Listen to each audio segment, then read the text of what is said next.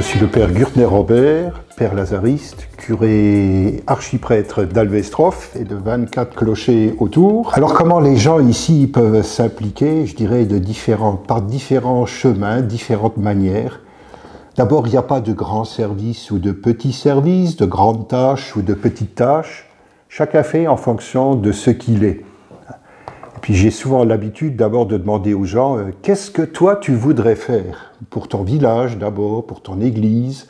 Et avec ça, eh bien, on essaye, moi et puis d'autres, hein, je ne décide pas tout seul.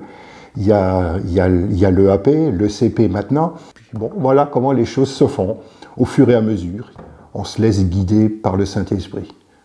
Au fil de l'année, il y a beaucoup de personnes mobilisées dans tout domaine possible pour ce qui est de la vie de l'Église, pour ce qui est de l'organisation de manière générale et pour l'accompagnement des enfants, pour les sacrements par exemple, ou pour de la catéchèse aussi. En fait, chacun selon ses capacités, ses domaines d'intérêt peut apporter des choses à l'Église.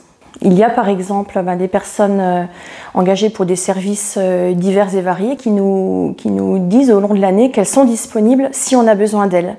Alors ça peut être par exemple dans le domaine de la couture. Par rapport à la préparation à la première communion, des parents s'engagent tout au long de l'année pour l'accompagnement des enfants. Ensuite, des animatrices accompagnent les parents. Lors des messes ou lors des célébrations de première communion, des personnes s'engagent au niveau de la sonorisation de l'église.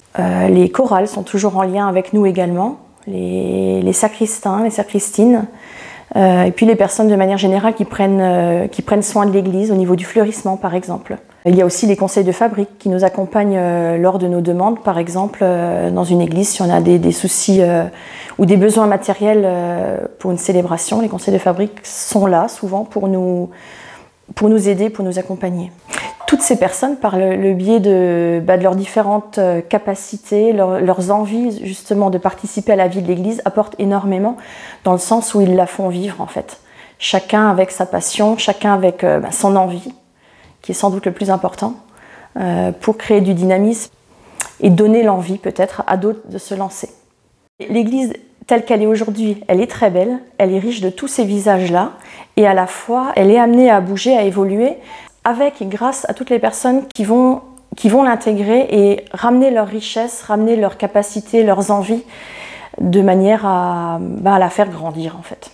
Alors ce qui est très important, c'est vrai, dans la pastorale aujourd'hui, c'est de décomplexer les gens, qui se sentent d'abord à l'aise dans ce qu'ils sont. Hein, moi je le redis, je ne sais pas combien de fois, ici on n'a pas de complexe à avoir. Et je dois dire que l'aventure des missions que nous avons vécues ici, mine de rien, même si ça commence à dater un peu, hein, ça a créé quand même chez certains l'envie de se retrouver avec d'autres, et de se dire on peut faire quelque chose ensemble. Et puis se rendre compte que moi je peux pas tout faire, mais l'autre il est aussi capable, alors on se complète les uns et les autres. Ensuite après, quand je vois même des jeunes parents heureux de se retrouver à une réunion de préparation au baptême ou à l'occasion des communions, je me dis voilà quelque chose qui est semé.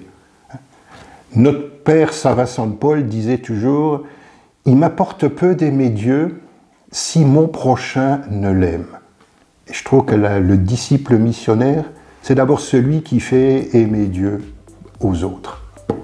C'est ça, je crois, l'esprit missionnaire pour aujourd'hui. C'était valable déjà hier, hein, mais ça continue.